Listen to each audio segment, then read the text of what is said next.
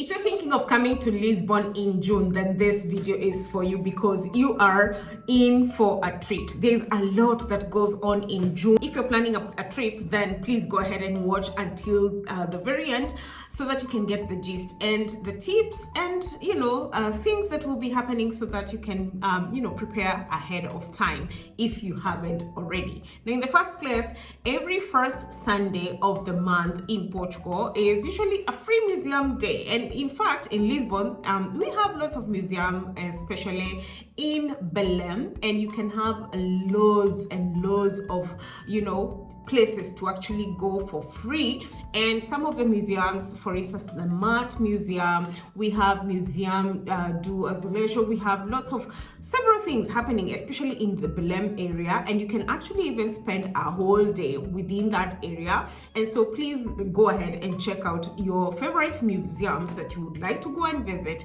And sometimes they could get crowded, you can find a queue, so you can go ahead of time early in the day on Sunday and be able to experience the museum of your choice. There is a lot that you can do even in Belém within the whole day, and you can spend time along the waterfront. You can also go in Jeronimo's monastery. It's actually worth it going inside, and you can also get some passage de Belém and walk around that area. There are several parks as well. You can also proceed your journey all the way to Cascais and enjoy Cascais as well.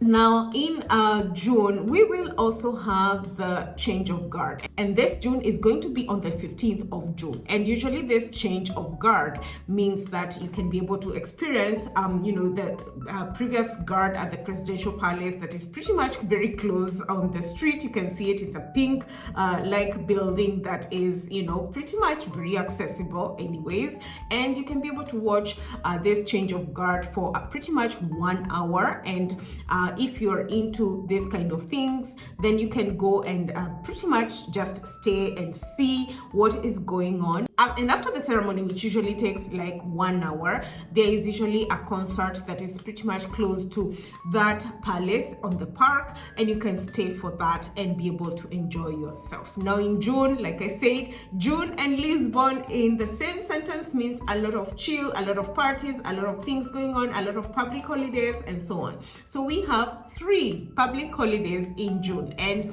one of them is gonna be on the 10th of June. The other one is going to be on the 13th of June. The other one is going to be on the 19th of June. And all of these holidays are pretty much to celebrate, Lisbon and just, have Santos Populares and a lot of things going on in the Miradouros, which are the viewpoints, and in various villages in Alfama district, and so on and so forth. So if you're thinking of staying on the second week of June, there's going to be a lot of things happening. First is going to be on the 10th of June, where there will be Portugal Day and there will be lots of concerts. There's going to be a lot of things going on, food on the streets. In June, there's a lot of sardines, there's a lot of bifanas on the streets, there's a lot of drinks, there's a lot of parties, singing, festival. Think of just having fun every day, all day, every week, and enjoy it. On the 12th of June, there's going to be the March Populares, where there's a parade that goes on in Lisbon, and you can be able to go and watch that. In fact, what I usually say is just plan your days and perhaps maybe go in the Alfama district around in the evenings, where everything is just becoming more vibrant. I mean, you could go in during the day as well and maybe enjoy yourself. However, I prefer going like from around 4 p.m. and extending over into the night, because that is when the fun is at. There's a lot of music, especially in the Alfama district, and make sure to take cash, because most of the places, most of the stalls, the food stalls would potentially just be accepting cash. So make sure that you go hungry and ready to have fun and be able to enjoy the Alfama district, which is pretty much accessible even by walking. You don't need to have a car. And for those who actually like to take tram 28, I would say please You don't necessarily have to take the tram 28 because it is one of the tourist traps that you can access the same places using other means. One, you can walk up, and you can use, in fact, there's an elevator right in Martin Moniz where tram 28 actually goes up, and you can go up using that escalator, go all the way up, and then catch the elevador de grasa that goes all the way up to the church, where also there's lots of things happening. So you don't necessarily have to take the tram 28. You can also potentially take other trams that access the same areas, or take a bus and see the same things anyways. So this is one of the traps. Again, this month is going to be affected by the Lisbon metro strike, and so plan ahead of time. This does not mean that there will be no metros. It just means that there will be a limited number of metros going every hour, and you can plan your journey ahead. You can potentially use buses. I don't trust buses in Lisbon, especially during the weekends, because the bus might just not show up, or maybe it will show up much later, which can be a little bit of annoying. But you can get yourself a ticket, especially like if you're staying a day or maybe 2 days. I usually prefer getting like the 1-day ticket. Lisbon Metro usually has you can buy the ticket inside the machines in the metro stations, and you can get like a day ticket for like €7 or thereabout, and you can keep recharging. If for instance you're staying here for 3 days, I would say that you can usually recharge this every day, and that would cost you about €21 for the 3 days, and this would give you access within Lisbon Central. And if you want to go outside Lisbon, then you would have to get another ticket, especially if you're going to areas like Cascais or Setúbal, then you would need to get a different ticket. Now, Lisbon is going to have lots of concerts coming up this June, and we have Afro beats, we even have Afro reggae. There's a lot of Afro stuff that is happening nowadays, and there's lots of if you're thinking of going towards Pink Street, there's a lot of Afro stuff going on. We also have Afro reggae that would be happening in, I think, Waikiki Beach in Caparica. We also have lots of other concerts. One of the biggest concerts that happens in Lisbon, Rock in Rio, that is coming back in Lisbon once again, and there's lots of artists that are coming up. It usually happens in a series of 2 weeks, 2 weekends per se, and you can actually check out the artists that you want to see. You can buy a day ticket, or you can just buy the whole block if you're into that, and you can be able to go into the various stages that they will have, one of them being Park de Tejo. I think that would be the main one. Whichever the case, you can check out which artists you want to see. We're gonna have Neo, we have Doja Cat, we have Ed Sheeran, and you can check out and see which one you would prefer. We also have one of the other most famous artists coming into Lisbon, Kalima, who is going to be in Estádio da Luz, and I believe this is going to be on the 15th of June or thereabouts. I might be wrong. I'm gonna leave a poster and a link just for you to be able to check that out, because I might just be wrong about that, the dates.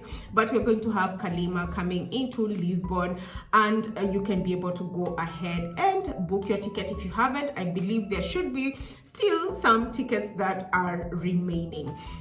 Now, on the 26th of June, we are going to have another live concert from Imagine Dragons. So if you're into electric music, and there's still some tickets that would be on sale, so you can check them out. Again, tickets here go quite fast, but you can always find a ticket that maybe is on resale or something of the sort, and be able to buy it ahead of time.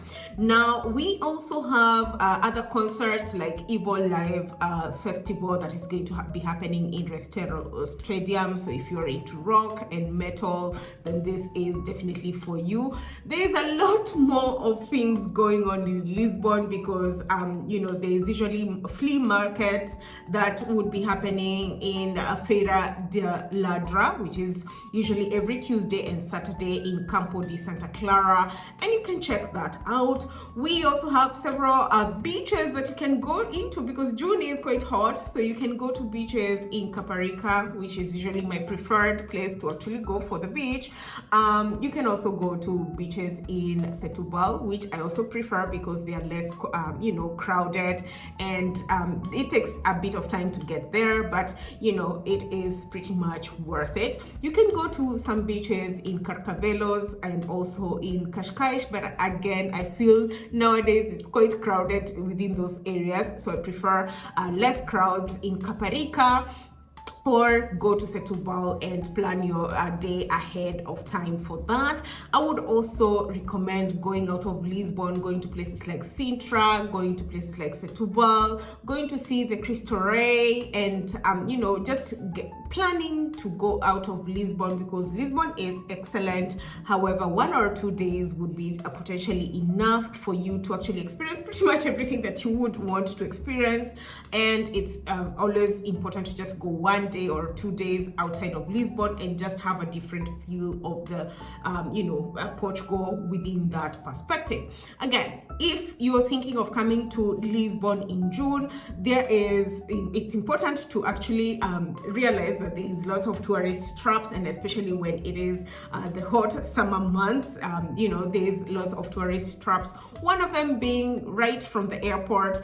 Usually I've seen people complaining about this, where they get on a taxi that is not registered, and then bad stuff happens. I don't want to name the bad stuff, but I have heard enough stories which you want to avoid. Please make sure that you're getting on a taxi that is actually registered to work as a taxi. So the black taxis, they're usually black and a little bit of green, which are metered taxis. Or you can get on an Uber or a Bolt, and usually there's a sign that is written TVDE, which means that car has been licensed to actually operate as an Uber or a Bolt. Please do not get onto other taxis that might not be registered, and then they will ask for hefty amounts of money, and this has been happening quite a lot, so just be cautious about that. Another tourist trap could be potentially like going up the elevador in Lisbon Central, which the view right there, you potentially can see that view elsewhere as well. If you go around to the church where the earthquake happened in Chiado, you can potentially just see the same view right from that perspective. Or you can actually go up the Arc in Lisbon, which is one of my favorite things to actually do, because it costs you about €3 or thereabout, and there's a good history that happens within as you go up, and you can be able to see Lisbon from up there, which is excellent for me. I believe that this is one of the hidden gems that potentially has not been explored, but you can go up the Arc and you can have the same view that you will see by going up the elevador in Lisbon Central. Another thing that you also want to avoid is the restaurants that are within Rua Augusta, which is the main street in Lisbon. Sometimes those restaurants, obviously they are targeting tourists, and sometimes they can be a bit overpriced. I'm not saying that you don't go and experience them. If you find a restaurant that you like, it looks excellent and works for you, go for it. However, please note that if you compare the restaurants on that street with other places, for example, areas in Saldanha, areas in Orient, areas in Marques Pombal, wherever you find a good restaurant that works for you, the prices obviously will be very different when compared to the prices in Rua Augusta, restaurants in Rua Augusta. Now, another thing that you also need to make sure is that June can be hot, sometimes it can be cold. Last year it was a bit, we don't know whether it's gonna be cold or it's gonna be hot or whatever is going on. So you can pack accordingly so that you can have a bit of both, just in case the weather changes. Nowadays it's just super moody. We just don't know. But again, also bring walking shoes.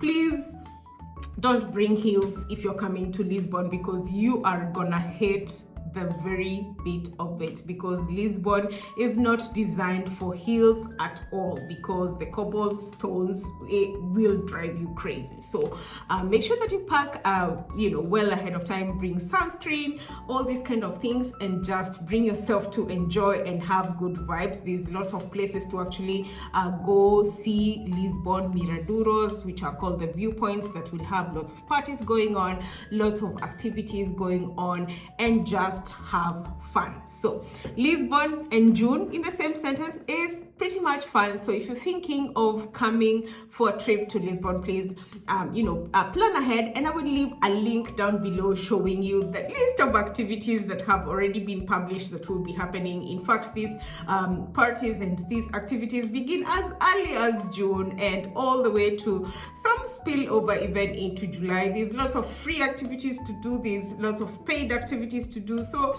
pick your choice and enjoy it. And I hope that this video has helped you, and I think I'm gonna keep on doing this for every single month, so that in case you're thinking of coming to Lisbon, then you can be able to experience it.